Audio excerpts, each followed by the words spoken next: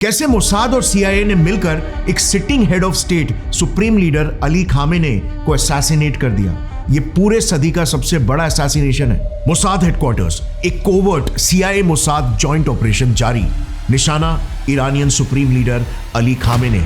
But अचानक CIA का एक अर्जेंट मैसेज फ्लैश होता है, mission abort, we have received new intel. तुरंत सारे Israeli fighter jets on stand by. मगर इसके बावजूद सिर्फ 9 घंटों के अंदर न्यूज आती है, Ali Khamenei has been assassinated. Iran के सर्वोच्च नेता अली खामेने की हवाई हमले में मौत हो गई। ये इतिहास का one of the most difficult operations में से एक है, क्योंकि खामेने किसी दूर दराज जंगल में नहीं बल्कि कैपिटल सिटी तेहरान के बीचों बीच थे, लेयर्स ऑफ सिक्योरिटी फोर्सेस से घिरे हुए, elite guards, fortified compounds, underground bunkers और बैकअप सिस्टम्स जो डीकैपिटेशन स्ट्राइक्स को फेल करने के लिए ही डिजाइन होते हैं। इन्हें भेद पाने के लिए एक्सट्रीम सर्जिकल प्रिसीजन चाहिए होता है। सो आखिर यूएसए और इजराइल ने इस इम्पॉसिबल ऑपरेशन को कैसे पॉसिबल बनाया? डोनाल्ड ट्रंप का ये ट्वीट याद है ना, जिस 12 डे वॉर के खत्म होने की बात कर रहे हैं, उसी के ठीक बाद शुरू हो गई थी ईरान में एक इनविजिबल वॉर। बंदूक और मिसाइल्स की नहीं, जासूसों और इंटेल की जंग। सीआईए और मोसाद ने ईरान के पावर सर्कल के अंदर अपनी साइलेंट एंट्री ले ली थी। Human assets, intercepted communications, shadow surveillances. उनका मकसद इस बार बिल्कुल क्लियर था, आयतुल्लाह अली खामेने की हत्या। ये एजेंसी सिर्फ लोकेशंस को ट्रैक नहीं बल्कि बिहेवियर पैटर्न्स को स्टडी करने लगे। पैनिक और वॉर लाइक सिचुएशन में ईरानियन लीडरशिप कैसे रिएक्ट करती है, कौन किससे कांटेक्ट करता है, सेफ हाउसेस का रोटेशन पैटर्न क्या है, इस्लामिक रेवोल्यूशनरी गार्ड कॉर्प्स का कमांड चेन कैसे मूव करता है, लीडरशिप के नजदीक ऑफिशियल्स की वल्नरेबिलिटीज क्या है, इंटेल के लिए किन किन तरीकों से उन्हें ट्रैप किया जा सकता है। ये इंटेलिजेंस कोड क्रैक करना एक पजल की तरह था, जिसमें सीआईए और मोसाद हर दिन एक पीस ऐड कर रहे थे। एंड देन कट टू 28 फरवरी 2026, स्ट्राइक से एक रात पहले सब कुछ बदल गया। देर रात एक सीआईए एजेंट ने इमरजेंसी सिग्नल भेजा। अगली सुबह तेहरान के लीडरशिप कंपाउंड में टॉप ऑफिशियल्स की एक क्लोज डोर मीटिंग होने वाली है और सबसे एक्सप्लोसिव इंटेल अली खामेने पर्सनली वहां पर मौजूद होंगे। ऐसा मौका सालों में एक बार आता है। उसी वक्त दूसरी तरफ इजराइल के एयर बेसिस पर जेट्स ऑलरेडी रनवे पर खड़े थे। Original plan night strike under darkness, मगर तभी सीआईए ने एक अर्जेंट मैसेज फ्लैश किया, abort new Intel. Risk huge था, डिले का मतलब ऑपरेशन कॉम्प्रोमाइज भी हो सकता था। फिर भी डिसीजन लिया गया, mission postpone. Pilot stand by पर रह गए। रात भर अनसर्टेनिटी। सुबह 6 बजे इंजन्स फाइनली गरजने लगे और कुछ ही पलों में जेट्स आसमान में उड़ गया। रफ्तार इतनी तेज कि टारगेट को रिएक्ट करने का मौका ही ना मिले। और 2 घंटे बाद 9:40 AM कई बिल्डिंग्स एक साथ हिट की गई ताकि कोई एस्केप विंडो ना बचे। रिपोर्ट्स के मुताबिक इस एक साइट पर 30 बॉम्ब्स ड्रॉप हुए। इजराइल डिफेंस फोर्सेस ने जिसे हेड ऑफ ईरानियन ऑक्टोपस कहा, वो कंप्लीटली न्यूट्रलाइज हो गया। यानी आयतुल्लाह अली खामेनी और उनके साथ रेजीम के ये सारे डिफेंस ब्रेन्स एक साथ मारे गए। और अगले 24 घंटों में इजराइल ने रिपोर्टेडली अराउंड 1200 बॉम्ब्स ईरान पर गिराए, सिस्टमैटिकली ईरान के मिलिट्री बैकबोन को डिसमेंटल करने के। लेकिन यू नो व्हाट, सबसे पैराडॉक्सिकल चीज ये है कि सिविलियन गवर्नमेंट ऑलमोस्ट अनटच्ड रही। मसूद पेजेश्कियान और उनकी पूरी कैबिनेट ऑलमोस्ट सेफ थी, क्योंकि जाहिर है रियल पावर वहां है ही नहीं। अमेरिका और इजराइल का लॉजिक सिंपल था, सिस्टम को गिराना हो तो इलेक्टेड फेसेस नहीं बल्कि shadow power centres, ideological power centres को हिट करो। मगर अली खामेने के असैसिनेशन की शुरुआत 2026 से नहीं बल्कि इससे 2 साल पहले से ही हो चुकी थी। इतनी लंबी थी ये कॉन्स्पिरेसी जिसे देखकर यूड बी लाइक ये किस लेवल की प्लानिंग थी। 2 साल पहले से ही ईरान में काफी डिस्टर्बिंग पैटर्न दिखने लगा था। एक एक करके ईरान के सभी टॉप ऑफिशियल्स की अकिस्मत मौत। इसीलिए इजराइल पिछले कई सालों से as a stable pattern Iranian regime के पावर पिलर्स को एक एक करके कोलैप्स करते जा रहा था। और इजराइल का ये बयान तो कब से आ रहा है? The supreme leader of Iran, Ayatollah Khamenei, tweeted almost every day, "Death to Israel." The talks were merely a facade. So are you going to target the supreme leader? I'm not going to get into the details. As that this would escalate the conflict beyond where it is already. No, it's not going to escalate the conflict. It's going to end the conflict. Iran के perceived so called threat को हमेशा के लिए neutralise करने के लिए Israel 1 साल से ही स्टेप बाय स्टेप एक बहुत ही खतरनाक प्लान को अंजाम दे रहा था। ये पिरामिड को देखना जरा, ये ईरान का पावर स्ट्रक्चर है जिसकी सबसे इंपॉर्टेंट कड़ी है ईरान के political systems. The Islamic Republic of Iran में एक ऐसा यूनिक पॉलिटिकल सिस्टम है जहां पर डेमोक्रेसी भी है, मतलब वहां पर प्रेसिडेंट, पार्लियामेंट सब जनरल इलेक्शन से चुने जाते हैं, पर इसका कॉन्स्टिट्यूशन सारे वीटो पावर्स ईरान के सुप्रीम लीडर को देता है। यानी कि एज पर लॉ ईरान के हर चीज में उनका डिसीजन, सुप्रीम लीडर का डिसीजन फाइनल होता है। Right from media to judiciary, सब जगह पर उनका से ही फाइनल है। 1979 से लेकर आज तक ईरान में ये सुप्रीम लीडर की पोजीशन सिर्फ 2 ही लोगों ने होल्ड की है। इस पोजीशन को ईरान में आयतोल्ला कहा जाता है। So Ayatollah is not a name but it's a position. Number 1 Ayatollah Ruhollah Khomeini और नंबर 2 अभी के present supreme leader Ali Khamenei.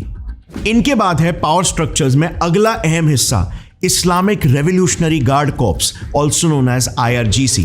इन्हें ऐसा समझो कि सुप्रीम लीडर की पर्सनल आर्मी की तरह है जो ईरान की रेगुलर आर्मी से बिल्कुल अलग है। इनफैक्ट IRGC के सोल्जर्स को नॉर्मल ईरानियन आर्म्ड फोर्सेस से डबल सैलरी मिलती है। इनका काम सिर्फ एक है, ईरानियन सुप्रीम लीडर के रेजीम को किसी भी हालत में प्रोटेक्ट करके रखना, चाहे नेशनली या फिर इंटरनेशनली, जैसे ईरानियन रेजीम के लिए प्रो ईरानियन स्टेट्स खड़े करके। अब इसी काम के लिए ना स्पेसिफिकली बनाई गई है इस पावर स्ट्रक्चर की सबसे तीखी नोक ईरान के प्रॉक्सी ऑर्गेनाइजेशंस जैसे लेबनान में हिजबुल्लाह, पैलेस्टीन में हमास और येमेन में हाउतीस। इन्हें ईरान का एक्सेस ऑफ रेजिस्टेंस भी बोला जाता है क्योंकि ये सारे rebel forces financed, trained and armed completely by IRGC है। ऐसे ऑर्गेनाइजेशंस को प्लांट करके IRGC 2 गोल्स हासिल करते हैं। एक, जैसे मैंने पहले बताया, पूरे रीजन में ईरान के पपेट स्टेट्स को प्लांट करते हैं, और दूसरा ईरानियन सुप्रीम लीडर के खिलाफ अगर कोई भी स्टेट जाए तो उसके अगेंस्ट एक वॉर डिक्लेयर कर देते हैं, जिसका सबसे बड़ा एग्जाम्पल खुद इजरायली है। We've got this report from IRGC saying that one of the important command centers of Mossad have been targeted by the IRGC forces in the Israeli territories. सो ये है ईरानियन पावर स्ट्रक्चर का पूरा pyramid, लेकिन इसकी सबसे major कड़ी अब भी बाकी है जो इस पूरे स्ट्रक्चर को अनडिफीटेबल बनाती है, जो है ईरानियन न्यूक्लियर प्रोग्राम।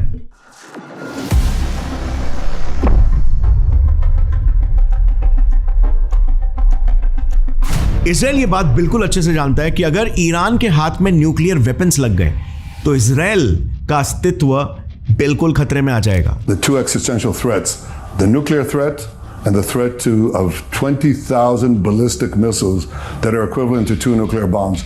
और इसीलिए पास्ट में भी कई बार इजराइल ने ईरान के न्यूक्लियर साइंटिस्ट और साइट्स को चुन चुनकर डिस्ट्रॉय किया है। बट इस बार ना इजराइल का प्लान ये है कि इस पूरे पावर स्ट्रक्चर को जड़ से ही खत्म कर देना, ताकि ईरान के सुप्रीम लीडर अली खामेनी बिल्कुल पावरलेस हो जाए।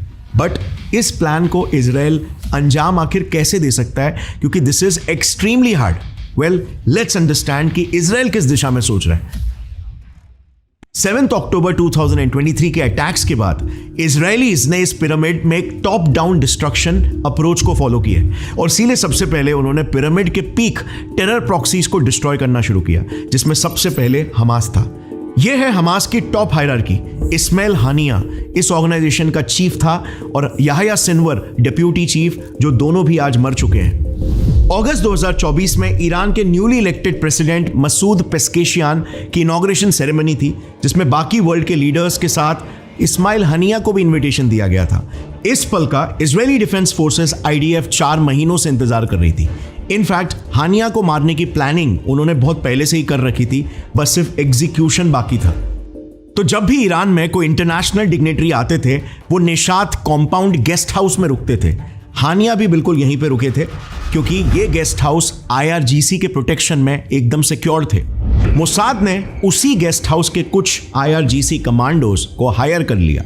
उन एजेंट्स ने गेस्ट हाउस के 3 अलग बेडरूम्स के बेड के नीचे रिमोट कंट्रोल्ड बॉम्ब्स फिट कर दिए।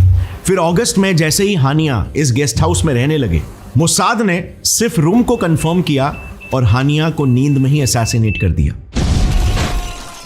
और इस तरीके से हमास अचानक से एकदम लीडरलेस हो गया और पूरे ऑर्गेनाइजेशन की जिम्मेदारी अब याह्या सिनवर के कंधों पर आ गई। सो अब जाहिर सी बात है, याह्या बन गया मोसाद का अगला निशाना। बट वियर्ड बात तो यह है कि अनलाइक हानिया, याह्या को मारने के लिए IDF ने कोई भी बड़ी प्लानिंग नहीं की, वो तो बस तुक्के से मर गया। यस, मिड अक्टूबर की ये बात है जब आईडीएफ के कुछ जवान राफा के एक एरिया तल अल सुल्तान में पेट्रोलिंग कर रहे थे और तभी अचानक से उन्हें हमास के 3 मिलिटेंट्स दिख गए। क्रॉस फायरिंग शुरू हो गई जिसमें 2 मारे भी गए, लेकिन एक बंदा नजदीक के एक घर में घुस गया। आईडीएफ ने तुरंत उस घर में एक बॉम्ब शेल दाग दिया और बाद में जब उन्होंने एक ड्रोन भेजा चेक करने के लिए कि वो मिलिटेंट मरा कि नहीं, तब मालूम पड़ा कि वो कोई आम मिलिटेंट नहीं था बल्कि हमास का नया चीफ याह्या सिनवर था। और इस असैसिनेशन का बाय द वे एक वीडियो तक अवेलेबल है, मैं नीचे डिस्क्रिप्शन में डाल दूंगा उसका लिंक अगर आप उसे देखना चाहते हो तो। आईडीएफ फिर भी इस बात को कंफर्म करना चाहती थी और इसीलिए उन्होंने उस डेड बॉडी से अंगूठा काटकर डीएनए टेस्ट के लिए भेजा।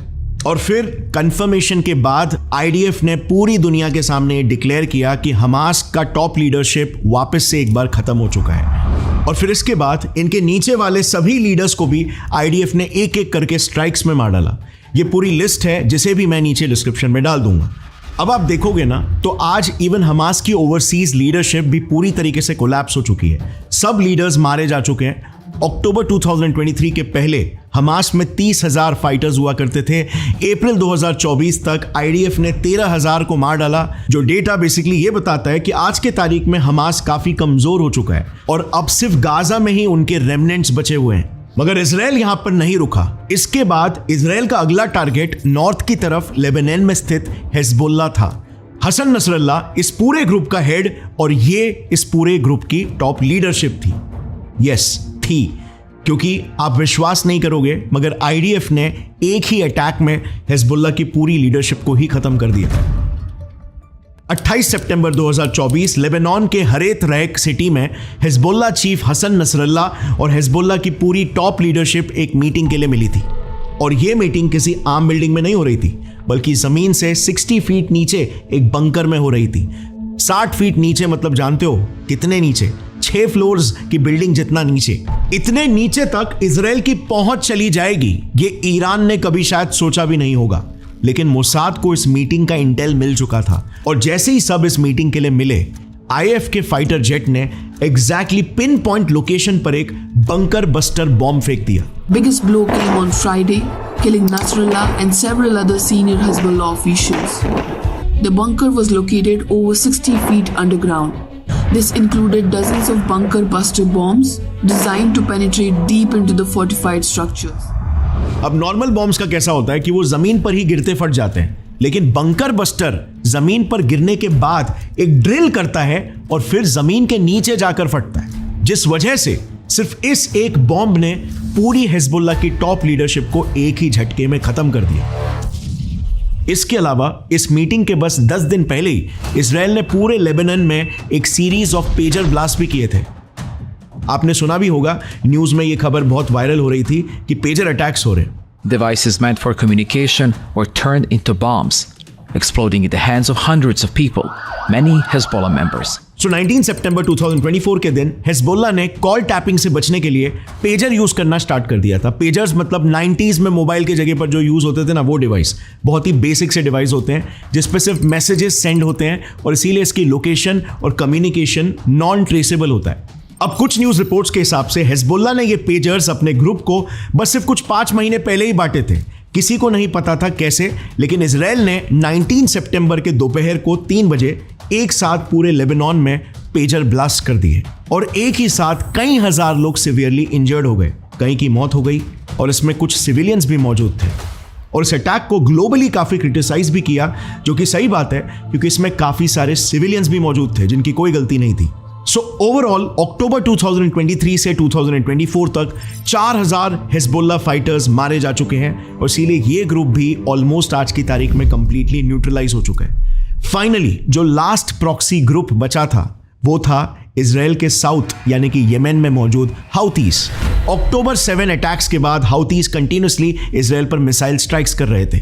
An unprecedented scene in central Israel as a missile launched by the Houthis in Yemen hits Ben Gurion airport. लेकिन इनके लिए इजराइल ने एक अलग तरीका अपनाया। आईडीएफ ने इनके सप्लाईज ही काट दिए, जिससे अब ये इजराइल पर उतना एग्रेसिवली एयर स्ट्राइक्स कर ही नहीं पा रहे। इजरायली एयरफोर्स ने 2 मेजर एयर स्ट्राइक्स किए, एक 26 दिसंबर 2024 के दिन और दूसरा 5 मई 2025 के दिन। इन एयर स्ट्राइक्स में मेजर टारगेट्स थे सना इंटरनेशनल एयरपोर्ट, होडेदा पोर्ट और रास ईसा पोर्ट, जिसमें आईडीएफ ने वहां पर runways, cranes, fuel storage, civilian aircrafts और सना एयरपोर्ट के अराउंड की मिलिट्री फैसिलिटीज तक सब कुछ उड़ा दिया। इसका लार्जर इंपैक्ट ये हुआ कि ईरान से हाउथीज को मिलने वाले वेपन्स और सना मिलिट्री फैसिलिटी से इजराइल पर लॉन्च होने वाले मिसाइल लॉन्चर्स पूरी तरीके से डिस्ट्रॉय हो गए। मतलब इजराइल पर होने वाले मिसाइल स्ट्राइक्स को आईडीएफ ने एक अच्छे खासे लेवल तक कम कर दिया है।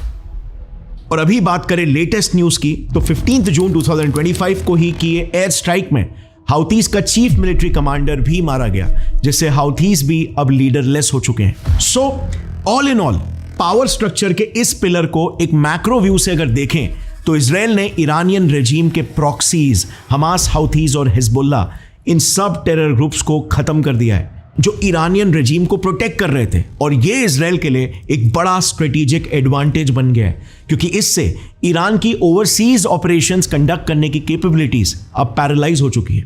प्रॉक्सीज के बाद इजराइल ने ईरानियन रेजीम के दूसरे पिलर IRGC के लिए भी 14 जून 2025 को ही ऑपरेशन राइजिंग लायन लॉन्च किया। The Israeli Air Force has redefined what it means to achieve air dominance since the launch of Operation Rising Lion. ये एक ऐसा ऑपरेशन था जो हमें लगता है कि बस सिर्फ कुछ घंटों के लिए ही चला, लेकिन एक्चुअल में इसकी तैयारी महीनों से चल रही थी। ईटी के एक रिपोर्ट के हिसाब से मोसाद कमांडो यूनिट्स महीनों पहले ईरान के अंदर घुस चुके थे। वो लोग सबसे पहले ईरान में घुल मिल गए और फिर धीरे धीरे करके उन्होंने ईरान के अंदर कैमिकाजी ड्रोन्स और कॉम्पैक्ट मिसाइल ड्रोन्स स्मगल करना शुरू कर दिया, जिसके बाद यूनिट का अगला मिशन था एसेट डिप्लॉयमेंट। इसमें कमांडो यूनिट ने आम गाड़ियों के अंदर इन कॉम्पैक्ट मिसाइल ड्रोन्स को भरा और ईरान के मिसाइल डिफेंस सिस्टम्स के थोड़ी दूर जाकर उसे पार्क कर दिया। और दूसरे यूनिट ने तो तेहरान के अंदर ही एक सीक्रेट कैमिकाजी ड्रोन लॉन्च साइट ही बना लिया था। जस्ट इमेजिन, मोसाद ने अंदर घुसकर इतना एडवांसमेंट कर लिया, लेकिन ईरान को इसके बारे में कुछ खबर ही नहीं थी। फिर आया 14 जून का दिन। जैसे ही ऑपरेशन शुरू करने का ग्रीन सिग्नल मिला, ईरानियन मिसाइल सिस्टम्स के पास गाड़ियों में छुपाए गए अटैक ड्रोन्स और तेहरान में स्थित कैमिकाजी ड्रोन एक्टिवेट हो गए और उन्होंने सारा Iranian air defence system completely collapse कर दिया।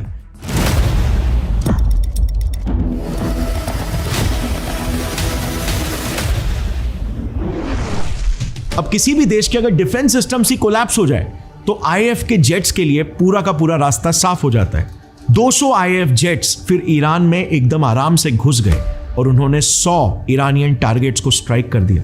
अब इन 100 टारगेट्स में से सबसे प्राइम टारगेट कौन सा होगा? शायद आपने गेस कर लिया होगा।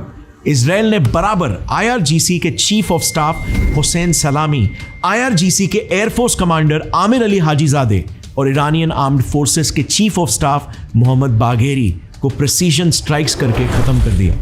एज ऑलवेज इजराइल का निशाना इतना सटीक था कि इस फोटो में आप देख सकते हो, जिस कमांडर के फ्लैट में अटैक हुआ उसके बाजू वाले फ्लैट की विंडो तक नहीं टूटी, वहां पर लाइट्स तक जल रहे। एक दूसरे कमांडर के फ्लैट की साइड वाली रूम को तक कुछ नहीं हुआ। और ये वो लिस्ट है जिसमें IRGC के उन सारे टॉप मिलिट्री कमांडर्स और लीडर्स जिन्हें इजराइल ने चुन चुनकर अटैक किया था वो अब नहीं रहे। IRGC का पूरा मिलिट्री कमांड स्ट्रक्चर कोलैप्स हो गया और उनकी सेना सेना किसी भी स्ट्रॉन्ग लीडरशिप के बिना डायरेक्शनलेस और पावरलेस हो जाती है। अब इसके बाद भी इजराइल नहीं रुका। 17 जून को इजराइल ने बस 3 दिन पहले appointed chief of army staff Ali Shadmani को एयर स्ट्राइक में मार डाला, जो माना जाता है खामेनी का सबसे क्लोजेस्ट एड था, ऑलमोस्ट उनका राइट हैंड था। इजराइल बेसिकली एक क्लियर साइकोलॉजिकल मैसेज देना चाहता है कि हमास, हिजबुल्ला या IRGC किसी भी एंटी इजराइल ऑर्गेनाइजेशन के टॉप सीट पर जो भी बैठेगा वो इजराइल के हिट लिस्ट में आ जाएगा। और दूसरी चीज, एक बात समझनी बहुत ज्यादा इंपॉर्टेंट है, ये जो भी लोग मारे गए ये सिर्फ किसी आर्मी या कोई ग्रुप के लीडर्स नहीं है, बल्कि ईरान के मिलिट्री एडवाइजर्स, उनके देश के टॉप मोस्ट ब्रिलियंट ब्रेन्स थे।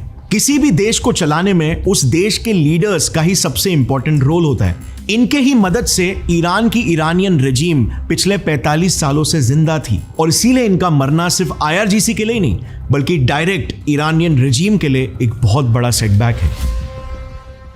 इसके अलावा इसी ऑपरेशन राइजिंग लायन के तहत इजराइल ने दूसरा निशाना साधा ईरान की न्यूक्लियर फैसिलिटीज पर। इस मैप को आप देख सकते हो, ये जो ग्रीन डॉट्स है ना वो ईरान के न्यूक्लियर फैसिलिटीज है और रेड डॉट्स है इजरायली अटैक्स। इजराइल ने मेजरली टारगेट किया नतान्स को, जो ईरान का सबसे प्रोमिनेंट यूरेनियम एनरिचमेंट प्लांट था, मतलब यहां पर बॉम्ब का फ्यूल बनता था। फिर अशफहान साइट को, जो ईरानियन बॉम्ब बनाने का रिसर्च सेंटर था, और बाकी आप मैप में देख सकते हो ईरान के ऐसे और भी कई न्यूक्लियर एनरिचमेंट फैसिलिटीज तबाह हो चुके हैं। अब ईरान के कई न्यूक्लियर साइंटिस्ट भी मारे जा चुके हैं। ये एक पूरी लिस्ट है ईरान के टॉप न्यूक्लियर साइंटिस्ट और प्रोफेसर्स की, जिनमें सबसे प्रोमिनेंट नेम्स थे फेरेदून अब्बासी, जो कि एटॉमिक एनर्जी ऑर्गेनाइजेशन के फॉर्मर हेड थे, और ईरानियन न्यूक्लियर इंजीनियरिंग फैकल्टी के head Abdul Hamid Minoucher. Again a very big setback, क्योंकि इतने सालों से ईरान इस पर काम कर रहा था, जिस पर इजराइल ने पानी फेर दिया और दोबारा से स्टार्ट करने में काफी समय लग जाएगा। लेकिन इस प्लान का अगला और सबसे अहम पड़ाव था ईरान के सुप्रीम लीडर अली खामेनी पर direct attack.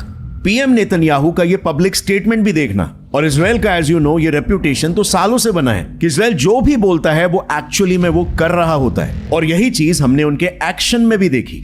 So yes, high possibility थी कि इजराइल जल्द ही ईरान के सुप्रीम लीडर को भी टारगेट कर सकता था, और पीएम नेतन्याहू ने ऐसा ही कुछ स्लाइटली इंसिनुएट भी किया। The Supreme Leader of Iran, Ayatollah Khamenei, tweeted almost every day, "Death to Israel." The talks were merely a facade. So are you going to target the Supreme Leader? I'm not going to get into the details. As that this would escalate the conflict beyond where it is already. It's not going to escalate the conflict. It's going to end the conflict. और अब तो Iran के core brain पर direct attack हुआ है, जिससे एक बड़ा सवाल खड़ा होता है, क्या ईरानियन रेजीम का तख्ता पलट और सुप्रीम लीडर के असैसिनेशन से वाकई में मिडिल ईस्ट को पीस नसीब होगा? इतिहास क्या कहता है? इतिहास के पैटर्न्स हमेशा रिपीट होते हैं, और जो इतिहास से नहीं सीखता वो मजबूर हो जाता है इतिहास दोहराने पर। सो हम एक डिटेल्ड हिस्टोरिकल एनालिसिस करेंगे कि अमेरिका ने जब जब पीस के लिए सरकारें बदली है, उसका अंजाम रियल वर्ल्ड में क्या दिख रहा है। Data over delusions. क्या ये देश अमेरिकन मदद से आबाद हुए या फिर बर्बाद हुए? इतने समय से अमेरिका एक नकाब ओढ़ के बैठा था। वो एक हाथ से इन देशों को पैसे तो दे रहा था, लेकिन दूसरे हाथ से उसी पैसों से उन देशों की कब्र खोद रहा था। बिलीव करना थोड़ा मुश्किल लग रहा है, राइट? वेल डोंट वरी, काफी सारे एग्जांपल्स और केस स्टडीज के प्रूफ्स के साथ आज मैं आपको ये बताऊंगा कि कैसे यूएस दुनिया के सामने पीस और ह्यूमैनिटी का एक मसीहा बनता है, जबकि इनके दूसरे देशों में पीसफुल कारनामे तो ऐसे हैं कि उनके फोटोज को भी अगर आप गूगल में सर्च करो तो गूगल तक उसे ब्लर करके दिखाता है। रुको, डिटेल में समझाता हूं। यूएस अपनी ग्लोबल इमेज को ना बहुत ही अच्छी तरह से मेंटेन करके रखता है। क्या आप बता सकते हो कि दुनिया भर में प्रेजेंटली यूएस कितने वॉर्स लड़ रहा है?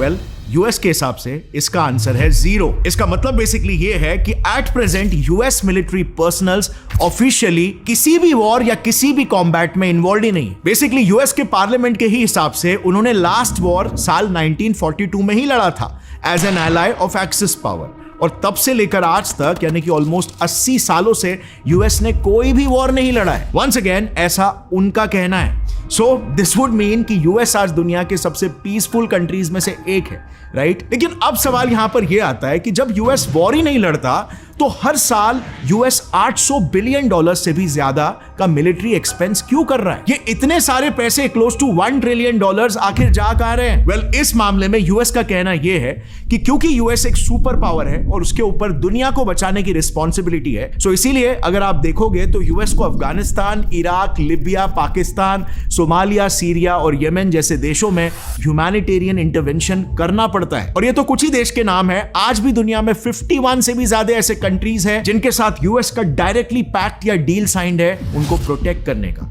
Responsibilities of a super power, you know. So पिछले ही साल कार्लेटन यूनिवर्सिटी ऑफ कनाडा में एक रिसर्च कंडक्ट हुआ जिसमें यह पता चला कि यूएस दुनिया भर में शांति लाने के लिए ऑन एन एवरेज हर दिन 46 बॉम्ब्स और मिसाइल्स ब्लास्ट करवाता है। I repeat, every day. Even 2016 में भी जब फॉर्मर यूएस प्रेसिडेंट बैराक ओबामा का टर्म खत्म हुआ था, तब यूएस स्टेट डिपार्टमेंट के हिसाब से सिर्फ 8 साल में ओबामा एडमिनिस्ट्रेशन ने दुनिया भर में 26,000 से भी ज्यादा बॉम्ब्स गिराए थे। और सबसे बड़ी आयरनी तो यह है कि यह सब करने के बाद भी ओबामा को 2009 में नोबेल पीस प्राइज मिला था। अब सवाल यह आ रहा है कि यूएस की यह इतनी बड़ी आयरनी क्या कोई दूसरे देश पकड़ नहीं पा रहे क्या? ये सारे देश यूएस को अपने पॉलिटिकल अफेयर्स में एंटर ही क्यों करने देते? And well, that is because US बहुत ही स्मार्ट साइकोलॉजिकल गेम्स खेलता है। आप अगर इनके एक्शंस को क्लोजली ऑब्जर्व करोगे ना, तो अमेरिका जहां पर भी अपने फोर्सेस को उतारता है, वहां बड़े ही स्मार्टली उसे ग्रेट पीआर से वॉर नहीं बताता, बल्कि एक ह्यूमैनिटेरियन इंटरवेंशन या पुलिस एक्शन का नाम दे देता है। और जब उनके ऐसे ऑपरेशंस में आम जनता मारी जाती है, तो वोकैबुलरी यहां पर देखो, कोलैटरल डैमेज का नाम दे देता है। इनफैक्ट ये व्हाइट वॉशिंग टर्म तो यूएस ने ही खुद वियतनाम वॉर के टाइम पे इंट्रोड्यूस किया था अपने पीआर के लिए। इवन साल 1949 में यूएस ने बड़े ही स्मार्टली अपने डिपार्टमेंट ऑफ वॉर का नाम चेंज करके डिपार्टमेंट ऑफ डिफेंस रख दिया था। अब ये भी एक वेल प्लान्ड साइकोलॉजिकल मूव था, ताकि दुनिया में कभी भी यूएस को एज एन एग्रेसर ना देखा जाए। और इनके ये सारे हथकंडे खाली गवर्नमेंट तक ही सीमित नहीं है, इनकी मीडिया भी ग्लोबली सेम नैरेटिव को ही पुश करती है। जैसे फॉर एग्जांपल, अगर आप इस वीडियो में देखो, तो सीरिया में बशर अल असद की गवर्नमेंट को डिस्टेबलाइज करने के लिए जब यूएस आर्म सिविलियंस पर मिसाइल अटैक्स कर रहा था, तब एक अमेरिकन एंकर लोगों की जान लेने वाले लॉन्च को देखकर यूएस की तारीफ करते हुए ब्यूटी ऑफ आवर वेपन्स बोल रहा है। Guided by the beauty of our weapons, and they are beautiful pictures. Insinuating कि यूएस के beautiful weapons have finally come to Syria's rescue. I can't describe because what we have seen the last 2 days is indescribable.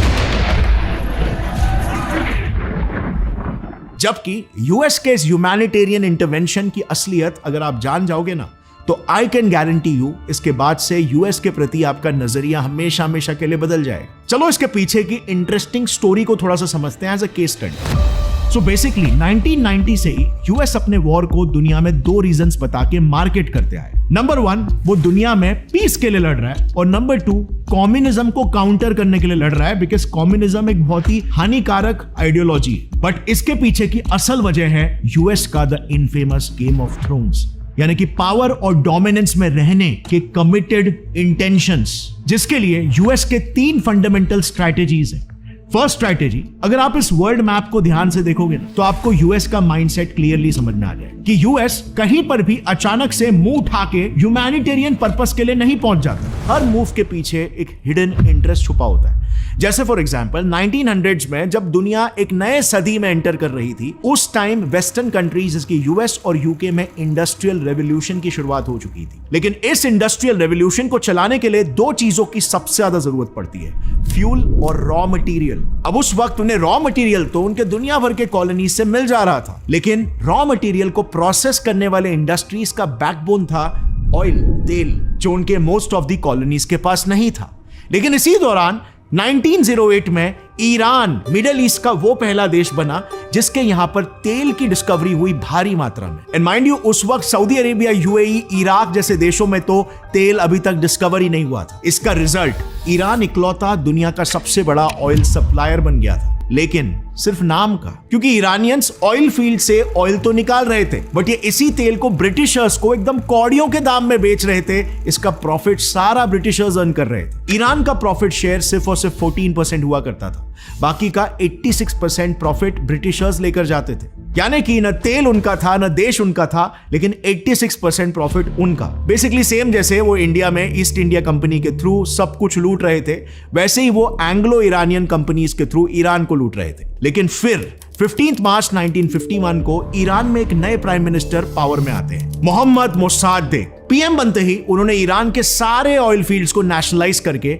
Britishers को Iran से बाहर ढकेल दिया, जिस वजह से ईरान को ऑयल का पूरा कंट्रोल मिल गया और ईरान दुनिया में एक पावरफुल नेशन के तौर पर उभरने लग गया। ईरान वो पहला देश बन सकता था जो मिडिल ईस्ट से उभर कर आया हुआ एक सुपर पावर होता। लेकिन फिर यही न्यूली डिस्कवर्ड वेल्थ ने अमेरिका का भी अटेंशन ईरान की ओर अट्रैक्ट किया। और फिर इसके बाद क्या था, अमेरिका ने बिल्कुल वही किया जो वो हमेशा से करते आया है, intervention.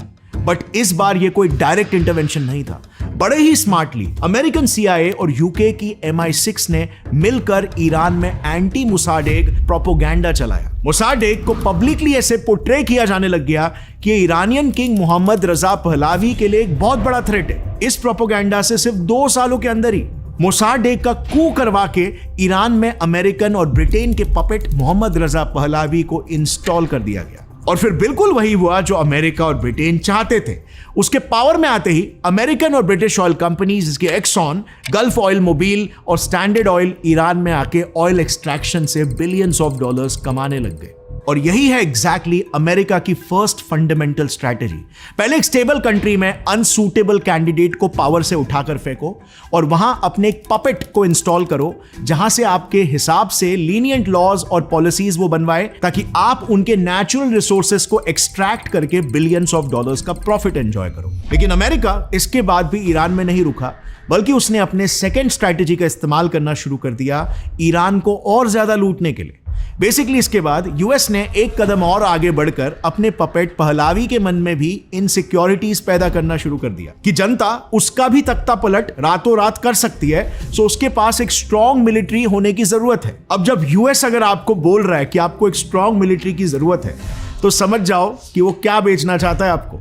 As a result US ने उसे $13 बिलियन के वेपन्स बेच दिए। एंड यू वोंट बिलीव, इसके बाद सिर्फ 25 सालों में अमेरिका ने ईरान से बिलियंस ऑफ डॉलर्स कमाए through oil and weapon sale. But America के सोने के अंडे देने वाली मुर्गी 11 फरवरी 1979 को हाथ से निकल गई जब पहलावी के खिलाफ ईरानियन रेवोल्यूशन हुआ और वहां एक Islamic leader ayatollah Khomeini power में आ गए। क्योंकि पावर में आते ही उन्होंने भी ईरान के सारे ऑयल फील्ड्स को नेशनलाइज कर दिया और इसीलिए आज तक अमेरिका आयतुल्ला खोमेनी को बुरी तरीके से हेट करता है। सो सेकंड स्ट्रैटेजी बेसिकली है to fund and weaponise the opposition. अब खोमेनी ईरानियन रेवोल्यूशन के थ्रू पावर में आए थे और ईरान में उनकी पॉपुलैरिटी और अथॉरिटेरियन रूल होने की वजह से ईरान में कोई भी ऑपोजिशन खड़ा कर पाना नामुमकिन था और इसीलिए यूएस ने मिडिल ईस्ट रीजन में अपने विजन को थोड़ा सा जूम आउट किया और ईरान के जस्ट बाजू में उनको एक potential country with a potential candidate भी मिल गया, Saddam Hussain, the leader of Iraq. अब ये वही दौर था जब दुनिया टेक्नोलॉजिकल एडवांसमेंट की तरफ बढ़ रही थी और मिडिल ईस्ट के कंट्रीज इसके सऊदी, यूएई और इराक में एक के बाद एक ऑयल डिस्कवरीज हो रही थी और नतीजन नॉट सो कोइंसिडेंटली यूएस के इन्हीं देशों के साथ नजदीकियां भी बढ़ रही थी। According to American professor and foreign policy expert Noam Chomsky, 1982 एक काफी इंपॉर्टेंट ईयर था क्योंकि इसी दौरान अमेरिका ने बड़े ही स्ट्रेटेजिकली रोनाल्ड रीगन के लीडरशिप में इराक को स्टेट सपोर्टिंग टेररिज्म के लिस्ट से निकलवाया और एड्स देना शुरू कर दिया। सो इराक की अभी जरूरत थी, सो उस पर फेवर करना शुरू। इवन इस दौर में ही बायोलॉजिकल और केमिकल वेपन्स तक मिलिट्री एड के नाम पर इराक को सप्लाई किए गए। 1982 happens to be an important year in U.S.-Iraqi relations, which Ronald Reagan dropped Iraq from the list of states supporting terrorism. सो इस दाव से अमेरिका के दो मोटिव्स एब्सोल्युटली क्लियर हो जाते हैं। पहला, ईरान को काउंटर करने के लिए इराक में सद्दाम जैसे लीडर को स्ट्रॉन्ग बनाने की कोशिश कर रहा था अमेरिका, और सेकंड, उस टाइम पर इराक इकलौता मिडिल ईस्टर्न देश था जिसका ऑयल प्रोडक्शन कॉस्ट सबसे कम था। एज अ रिजल्ट इससे प्रॉफिट ज्यादा मिलता था जिसकी वजह से इराक में काफी रैम्पेंट तरीके से इकोनॉमिक डेवलपमेंट भी चालू था। बट ऑफ कोर्स ये अमेरिका के लिए अच्छा नहीं था क्योंकि इससे मिडिल ईस्टर्न रीजन में एक और एक स्ट्रॉन्ग इकोनॉमिक सुपर पावर बन जाता था इराक। अब ऐसे में यूएस ने एक तीर से दो निशाना लगाए। पहले तो वो ईरान को काउंटर करने के लिए सद्दाम जैसे परफेक्ट कैंडिडेट को यूज करता रहा। दूसरा, उसने मिडिल ईस्ट में इराक सुपर पावर ना बने इसीलिए उसको ईरान के साथ सालों तक वॉर में फंसाए रखा और अमेरिका की ये स्ट्रेटेजी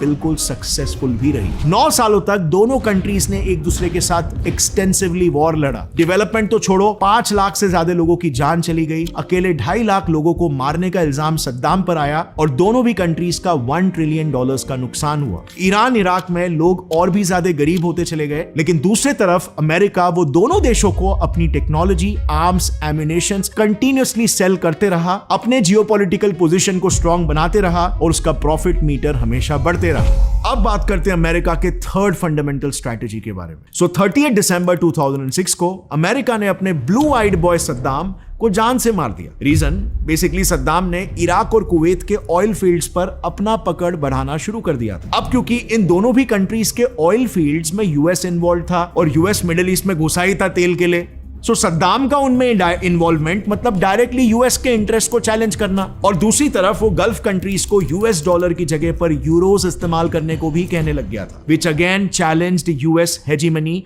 ऑफ डॉलर। और इसीलिए यूएस ने सद्दाम के ऊपर वेपन्स ऑफ मास डिस्ट्रक्शन होने के यानी कि डेंजरस केमिकल बॉम्ब्स होने के झूठे आरोप लगाना शुरू कर दिया।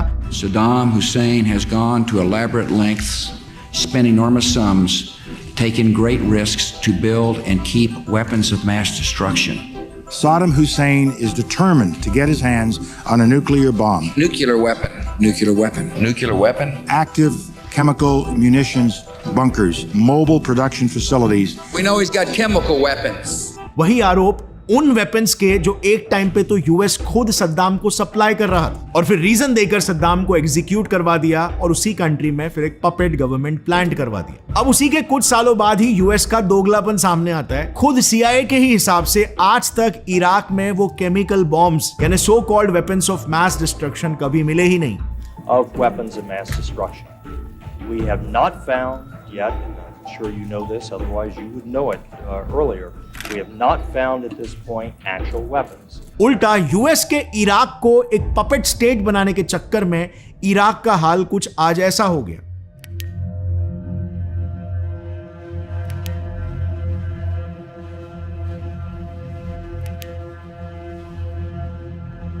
अगर आपको याद होगा तो सद्दाम हुसैन के ही पावर वैक्यूम को फिल करने के लिए बाद में आईएसआईएस भी बना, जो कि पूरे दुनिया का सबसे डेंजरस टेररिस्ट संगठन था और इसीलिए ऐसा कहते हैं कि आईएसआईएस के बनने में यूएस का सबसे बड़ा हाथ है। They have a bunch of dishonest people.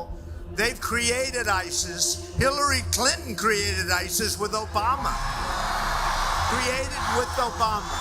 और यही एग्जैक्टली है यूएस की third fundamental strategy, bring instability by creating vulnerabilities. इसी स्ट्रैटेजी को यूज करके अमेरिका ने उस रीजन में आईएसआईएस और अल कायदा दोनों खड़ा किया। नतीजन पूरे मिडिल ईस्ट में अपने इंटरेस्ट को सिक्योर करने के चक्कर में इंस्टेबिलिटी फैला दी, टेररिज्म फैला दिया, जो आज भी सिर्फ मिडिल ईस्ट ही नहीं बल्कि ग्लोबली एक मेजर थ्रेट बन चुका है। अब इसी क्रिएटिंग इंस्टेबिलिटी थ्रू वल्नरेबिलिटी वाले स्ट्रैटेजी से यूएस ने तो अपने घर तक को नहीं छोड़ा। यू वोंट बिलीव, सिर्फ लैटिन अमेरिकन रीजन्स में ही सीआईए ने 1950 के बाद से 12 देशों में 34 कू अटेम्प्ट्स करवाए हैं। Like in Latin America, after the 1950s, it was basically a CIA playground. They carried out 34 coup attempts in 12 countries. 34.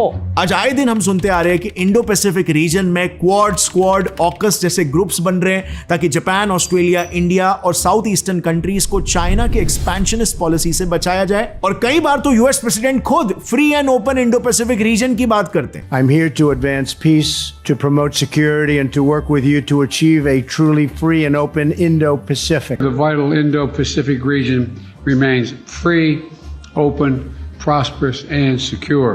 पर ये सब तो सिर्फ दिखाने वाली बात है ना, क्योंकि यूएसए आज ये जानता है कि दुनिया का 80% ट्रेड सिर्फ इस एक स्ट्रेट ऑफ मेलाका से पास होता है। सो आज पूरे दुनिया का सेंटर ऑफ पावर, रिसोर्स और इन्फ्लुएंस मिडिल ईस्ट नहीं है बल्कि इंडो पैसिफिक है। और अगर चाइना वहां पर इन्फ्लुएंशियल हो गया तो ये अमेरिका के लॉन्ग टर्म इकोनॉमिकल इंटरेस्ट के लिए बिल्कुल भी अच्छा नहीं होगा। सो क्वाइट एविडेंटली यूएस की हमेशा से यही स्ट्रैटेजी रही है कि वो अपने इंटरेस्ट को दूसरे देशों की भलाई करने का नाम देता है, हमेशा अपने मूव्स को मॉरल पुलिसिंग और डेमोक्रेसी के नाम से मार्केट करता है। जैसे अगर आप मिडिल ईस्ट के इस मैप को देखोगे, ये सारे मिलिट्री बेसिस यूएस ने ह्यूमैनिटेरियन इंटरवेंशन के नाम पर बनाए। अगर आप इसको और जूम आउट करोगे ना तो आज दुनिया का शायद ही ऐसा कोई कोना होगा जहां तक यूएस की रीच ना हो। And this is frankly speaking very concerning. लेकिन यूएस ने तो मानवता को बचाने के नाम पर दुनिया की इतनी भलाई की है। इराक में 90 लाख लोग, सीरिया में 70 लाख, अफगानिस्तान में 50 लाख और पूरी दुनिया में 3.7 करोड़ मासूम लोग आज बेघर हो गए हैं। फिर ऐसे भी ह्यूमैनिटी के किस्से सामने आए कि सद्दाम के बनने के बाद यूएस ने इराकी प्रिजनर्स को किस हालत में रखा था। एक्चुअली ऐसा एक इन्वेजन नहीं है अमेरिका का जिसके जरिए अमेरिका ने किसी देश में पीस स्थापित किया हो। इराक का एग्जाम्पल ले लो, आईसिस बनवा दिया। अफगानिस्तान ले लो, तालिबान बना डाला। लिबिया ले लो, सिविल वॉर्स हो गए, आज तक रिकवर नहीं कर पाया। सीरिया का हाल तो आपको पता ही है। साउथ अमेरिका में सीआईए इन्वॉल्वमेंट ले लो, ड्रग माफिया एम्पायर ही खड़ा कर डाला। कभी भी यूएसए के सो कॉल्ड पीस लाने वाले इन्वेजन्स सक्सेसफुल नहीं रहे हैं, बल्कि पीस लाना तो छोड़ो, इन्होंने उन देशों के पीसेस ही कर दिए। कितनी इंटरेस्टिंग चीज है, राइट? एक टाइम था जब इंपीरियलिज्म हुआ करता था, जब कंट्रीज रातों रात दूसरे कंट्री पे धावा बोलकर उनके एरिया में घुस के उनकी टेरिटरी को लूटती थी, रिसोर्सेस को लूटती थी। और एक पॉइंट के बाद वर्ल्ड वॉर्स के बाद ये काइंड ऑफ बैन हो गया। इसे सारे कंट्रीज ने मिलकर पब्लिकली कंडेम किया और कहा कि ऐसी प्रैक्टिस आगे से नहीं होगी। बट आज के दौर में भी अगर आप देखोगे तो जो सुपर पावर कंट्रीज है वो इंपीरियलिज्म नहीं दिखा रहे तो और क्या है ये? बस पहले ये खुलेआम होता था और अभी एक पॉजिटिव पीआर के साथ होता है। विच ट्रूली मेक्स मी फील अगर कोई देश सुपर पावर हो तो कभी भी उसे अपनी एम्बिशन की आड़ में अंधा नहीं होना चाहिए, बल्कि अपनी दृष्टि, अपने एथिक्स और अपने वैल्यूज को बनाना चाहिए। अपने से कमजोर कंट्रीज को एक्सप्लॉइट करने के जगह पे उन्हें सपोर्ट भी तो किया जा सकता है। I know this is much easier said than done because global dynamics में बहुत गंदगी है, but I think we should have a vision for a better world. और तब तक ग्लोबल डायनामिक्स नेचुरली चेंज होते रहेंगे। This is just evolution going on all around. एक स्टेबल स्ट्रक्चर की खोज में ग्लोबल डायनामिक्स चेंज होते रहेंगे, न्यू वर्ल्ड ऑर्डर्स क्रिएट होते रहेंगे, and after a point if we have the right vision, एक ऐसी दुनिया जरूर बनेगी जहां पर ऑल्ट्रुइज्म को ज्यादा वेटेज दिया जाएगा over selfishness. I strongly believe कि अगर सुपर पावर्स ने इंडिया के ही वासुदेव कुटुंबकम वाले सिद्धांत को अपना लिया तो आधे से आधे प्रॉब्लम्स ऐसे ही सॉल्व हो जाएंगे। एक फिलोसोफर थे, इटालियन फिलोसोफर कॉल्ड निकोलो मैशियावेली। आपने अगर उनके बारे में पढ़ा होगा तो उनकी एक फिलॉसफी थी ये कहते हुए कि अगर आपको पावर में रहना है तो आपको कुछ नास्टी चीजें करनी पड़ेगी। वो अलग बात है कि आपका पीआर होना चाहिए, मतलब लोग आपको पॉजिटिवली देखे, लोग आपको अच्छा समझे, लेकिन अंडर द हुड आपको कुछ बहुत ही नेगेटिव चीजें करनी पड़ेगी अगर आपको पावर में रहना है तो। सो एक स्कूल ऑफ थॉट है जो इस चीज को बिलीव करता है, मैशियावेलियन फिलॉसफी जिसको कहते हैं। बट देन इस फिलॉसफी को बहुत से लोगों ने चैलेंज भी किया और उन्होंने कहा कि डेवलपमेंट और ऑल्ट्रुइज्म यानी अच्छाई के बल पर भी एक राजा या एक सुपर पावर में रह सकता है। आप इन दोनों स्कूल ऑफ थॉट में से कौन से स्कूल ऑफ थॉट में बिलीव करते हो? नीचे कमेंट्स में बताना। I would love to know your opinion.